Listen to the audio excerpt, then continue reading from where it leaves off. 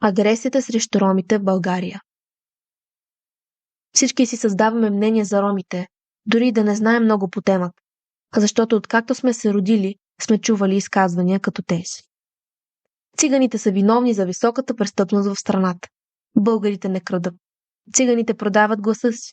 Българите не гласуват за измамници. Циганите избягват да плащат сметките си. Българите не укриват данъци. Циганите са мръсни. Българите не си хвърлят бокуците по улицата. Изваждаме ромите от българското общество и ги представяме като нещо различно. В този подкаст ще ви запозная с различни гледни точки по темата. Ето факти. По време на Международния ромски конгрес от 1981 година в Германия се приема, че названието цигани има негативно приемане. Затова е редно да се замени с роми. Има много различни мнения за това дали роми е правилната дума, с която да бъдат наричани циганите поради разродността в малцинството. Ромите са една от групите хора с ромски произход в Европа. В крайна сметка се приема, че могат да бъдат наричани и цигани, и роми, но без да е вложена омраза в думата циганин. Аз реших да използвам и двете думи в този подкаст. Ромското малцинство в България официално наброява 321 000 души, което е 4,85% от населението. Но се смята, че неофициално ромите са поне 2 пъти повече. Според социологическите изследвания на Институт Отворено общество, 92% от българите са чували думи, изразяващи омраза по адрес на ромите. Над 2/3 от анкетираните твърдят, че чуват такива думи често или много често. Несправедливостта срещу етноса роми продължава да съществува поради вярването на политиците, изказванията на медиите и натрапчивите стереотипи. Разбира се, за тези изказвания трябва да е имало и причина. Вярно е, че ромската общност е най-бедната и неграмотна. Има най-високите нива на престъпност и ранни бракове и взема най-малко участие в икономически и социален живот на държавата. Но често хората използват циганите като причина за всичките проблеми на страната. Ромите се местят от град на град, поради това, че са сложени под една линия, като недостатъчно грамотни и нямат възможност да изкарат пари, с които да оцелеят. Отнемат им се правата да работят и да водят нормален начин на живот, поради мненията, които имаме за тях. Десетки хиляди роми нямат какво да ядат, какво да облекат и къде да спят. По данни на проект на Национална стратегия на Република България за равенство, приобщаване и участие на ромите от 2019 година, 64,8% от ромите живеят в бедност. Ромската общност продължава да бъде най-бедната група в страната. Съдим ромите, че крадат и правят престъпления, но ако вие няма какво да ядете, нямате доходи, покрив над главата си и възможност да работите в продължение на години, сигурни сте, че не бихте направили същото. Поради това, че ромите живеят по много хора на един адрес, не на всички новородени се регистрира такъв и децата не получават акт за раждане. Следователно нямат ЕГН и няма достъп до образование, здравеопазване и работа. Нямат лични карти и няма как да работят законно.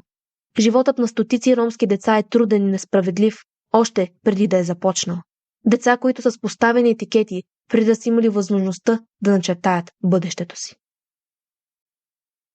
Ромите имат ограничен достъп до здравеопазване и медицински услуги, поради финансови, социални и културни фактори. Когато видим някой просещ човек от ромски произход, сме си задавали въпроса. Добре, защо просто не се хванат на работа, не се образоват и не си подобрят живота? Ромите нямат възможността да живеят в едни и същи квартали, с така наречените българи, да се установят, да работят в едни и същи сгради и да учат в едни и същи училища, защото не са добре приемани и нямат тази свобода.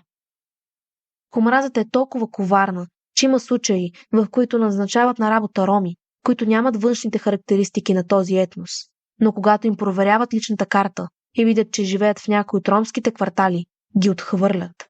Независимо от грамотността, възпитанието и професионалният им опит, те не са допуснати и са любезно разкарани.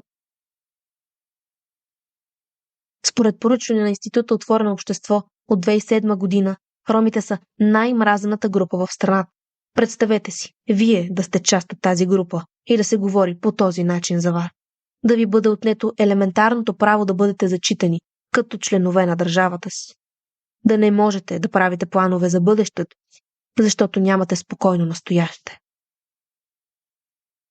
Има известни журналисти, лекари, учени, хора в администрацията, които ги е срам да кажат, че са от ромски произход. Защо ли? Трябва да се борят с стереотипите.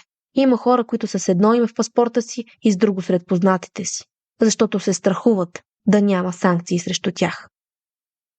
Най-силно разграничението на ромите от останалите се вижда в сферата на образованието. Ако ромските деца не бяха отхвърлени, те щяха да могат да се научат да говорят по-добре български език, да придобият необходимите навици, да комуникират с българи и други етноси, да се образоват и да се приспособят. Само че това за тях не е възможно, поради предразсъдъците на българите.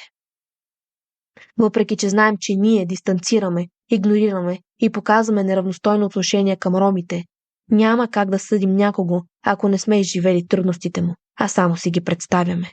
Картинката със сигурност е много по-неприятна, отколкото я виждаме. До там сме стигнали, че в ромските квартали се формират отделени училища. Повечето български родители не искат децата им да учат с ромчета. Увеличили се бройката на ромчета в класа на детето им, те го преместят в друго училище. Страхуват се не заради лоши случаи, а заради недоверие към етнос. Получава се изолация към тези деца, която е много очевидна. Същото нещо се случва, когато в блоковете се нанесат ромски семейства. Те искат да избягат от гетата и махалите, но са отблъснати. Чували сме как ромските деца не ходят на училище, защото родителите им не ги пускат, или защото сами са се отказали и сами са си виновни. Да, но поради бедността, в която ромите живеят, повечето нямат възможността да предоставят образование на децата си. Дискриминацията от съученици и учители също допринася за проблема. Помощ от политиците също няма. Повечето политически партии не обръщат достатъчно внимание на проблема с ромското население и смятат, че не е тяхна работа, а някои даже и не обсъждат тази тема. Сега ще ви разкажа историята на Станислав Станкиевич, който е преживял унищожението на ромите по време на националсоциализма. Станислав Станкиевич е роден през 1943 година в полското селце Домино и е председател на Централния съвет на полските роми. Преживяванията от неговото детство са се отпечатали завинаги в съзнанието му, казва той. Неговите думи са: всичко, което е преживяло семейството ми, е белязано от страх и от въпроса дали утре ще се събудим живи.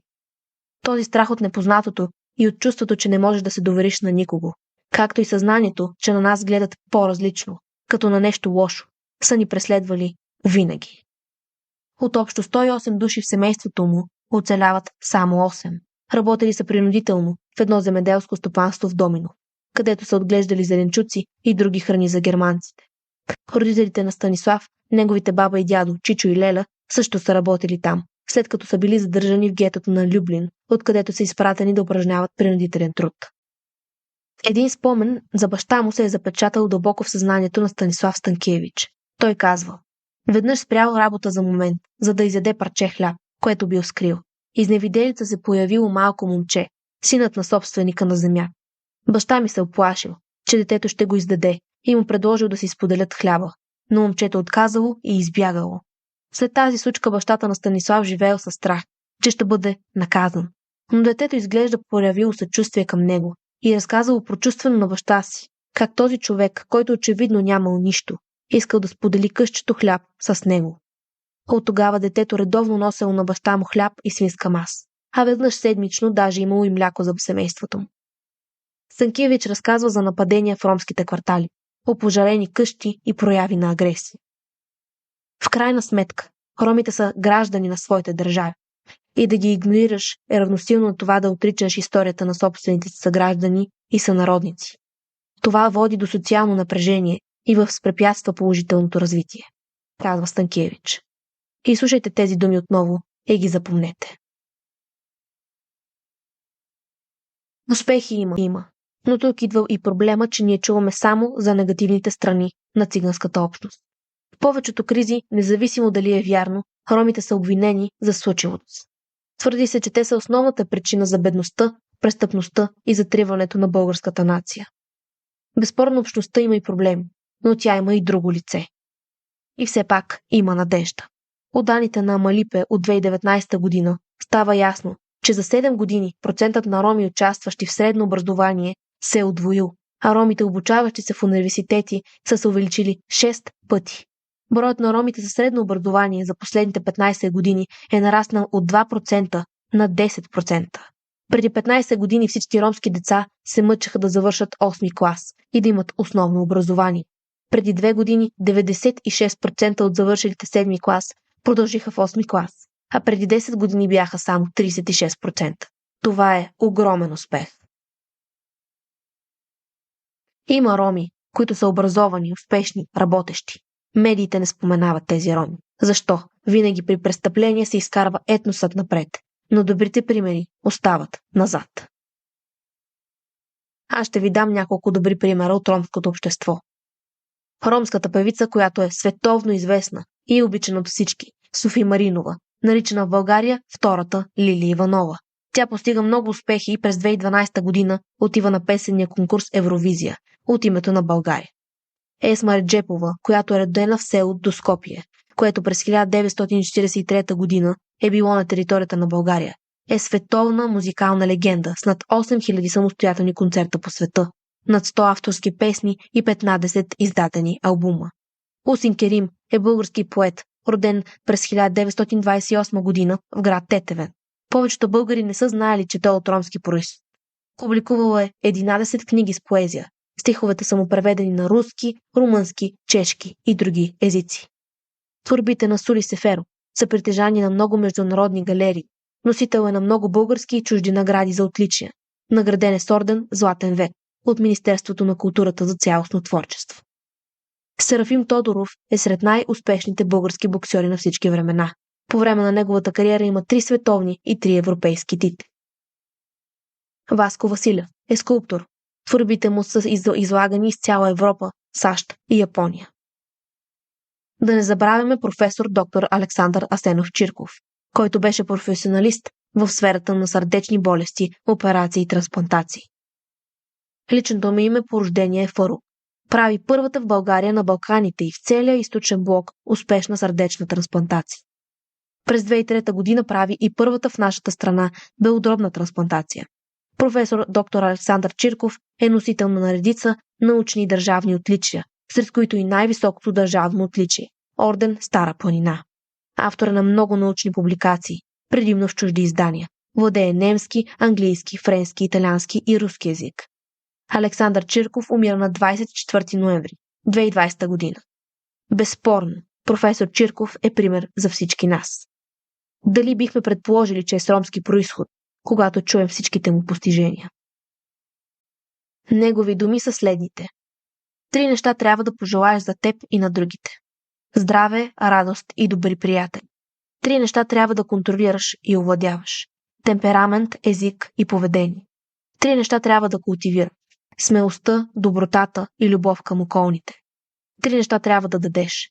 Възможност на бедните, утеха на тъжните и похвала на този, който я заслужава. 3 неща трябва да избягваш. Жестокост, надменност и неблагодарност. 3 неща, на които да се възхищаваш. Красотата на природата, на децата и на възрастните хора. Ценно е да си припомняме тези неща. Ето още примери за личности от ромски произход, за които не говорим. Росен Богомилов е родом от град Койнар. Към настоящият момент е заместник директор на 106-то ОУ в град София. Възпитан е на програма Заедно в час. Детската му мечта е била да стане учител, защото винаги се е възхищавал на своите учители. Негови думи са: смятам, че когато искаш някаква промяна, ти трябва да си част от нея, да работиш за нея, да я носиш в себе си. Знаете ли кой е Исус Кост? Пътят му тръгва от циганското гето, а днес е софтуерен инженер в успешна компания. Учи сам онлайн и не се отказва, започвайки от училище, където често ходи гладен, с обувки без подметки. Семейството му не се е отличавало от останалите. Дълго време живеят само с пенсията на баба му. Често нямат пари за храна, за ток. Не е рядко 4 живеят на свещи. В един момент дори и свещите свършват. Почти през цялата година банята са само туби с вода, оставени на слънце. Дълго време Исус ходи на училище с боти, без подметка, и като свое изобретение слага отгоре торбички от хляб, за да все пак да е са сравнително сухи. Казва: бил съм отхвърлен от българи, защото съм циганин. и от циганин, защото се правя на българин. Бориш да бъдеш уважаван на противоположни фронтове. Колкото и да си свестен и образован, с цвета на кожата си носиш и репутация. Почти винаги хората имат предразсъдъци. Всички тези успели хора са с ромски произход. А знаете ли, че за чужденците, които искат да осиновят дете от България, няма значение дали той е от ромски произход? Как е редно това чужденци да осиновяват ромчета и те да стават свестни хора, а ние тук да ги приемаме за различни? Попадали ли сте на историята на Микеле Коради? Микеле е италиански младеж от град Падуа, но е роден в България, с името Васко Колев Илия. След 2 години в домът за изоставени деца, Васко е осиновен от италианското семейство Коради. Целият му съзнателен живот преминава в Италия. Той не е разбирал нито една дума и не е реагирал, когато родителите му са му говорили. Той дори не е знаел името си. С влизането в тинейджърските години, животът на Микеле се подчинява на една единствена цел – да открие биологичната си майка. Той споделя, че не се е чувствал италянец. Живее сред италянци, но твърди, че има българска кръв. Циганска кръв. Семейството му никога не е криво от него истината за осиновяване. Но никой от тях не знае коя е биологичната му майка. Обсебен от идеята да открие миналото си, Микеле къса връзките със своите родители, приятели, учители, за да сбъдне своето едно единствено желание. Да открие коя е жената, дала му живот. Искал да види коя е майка му. Обсева се от идеята да намери биологичните си родители и всеки ден продължава търсене. Когато става на 18 години, Микеле и родителите му предприемат пътуване до България, за да открият майката. Но законът у нас, който пази тайната за осиновяването, прави тази мисия невъзможна. 2 години след неуспешния опит да открие родителите си, една публикация във Фейсбук група на град Плевен е на път да преобърне живота му. Там дават информация на Микеле за адреса на майката. Екипът на телевизия BTV проверява информацията и открива жената, родила Васко. Оказва се, че Микеле има 11 братя и сестри и над 80 племенника в Баркач. Роден е като Васко Колев Илиев от Баркач и 20 години по-късно той се завръща като Микеле Коради от Падуа. Зарязва уредения си живот в Италия и заживява в циганската махала. Тази реална история ни кара да погледнем извън очакванията ни и да видим една друга страна на нещата. Микеле цял живот е чакал да се завърне при ромското си семейство. И вярвам, има надежда. На 6 юни 2020 година на булевард Витоша, в центъра на столицата, се проведе протест под мотото „Не на расизма и полицейското насилие. Солидарен с ромите“. Събитието беше организирано във Фейсбук от групата „Български майки против фашизма, расизма, исламофобията и хомофобията“. То обаче беше подкрепено от американски преподаватели в български училища. Всеки цветнокож е изпитвал унижения. Нас ни учат как да се пазим от векове, казва Чарлз Филипс, учител в англо-американското училище. Можем да преодолеем предразсъдъците си в името на доброто. Може би средата, обществото, ние сме виновни за неуспелите животи на ромите. Може би това няма нищо общо с произхода и характерните черти на етноса. Какво може още да направим, за да променяме несправедливостта срещу ромите? Ние сме един народ и не е страшно да учим в един клас ромчета, да работим с цигани и да общуваме с тях. Ние сме равни и в правата, и в задълженията си. Стига сме живели с историите, разказани от други. Нека сами си зададем впечатления. Защото ако искаме да има България, трябва да сме единни, независимо от своя произход, защото сме българи. Да забравим за предразсъдъците си и да се борим заедно за бъдещето си. Защото това е бъдещето на България.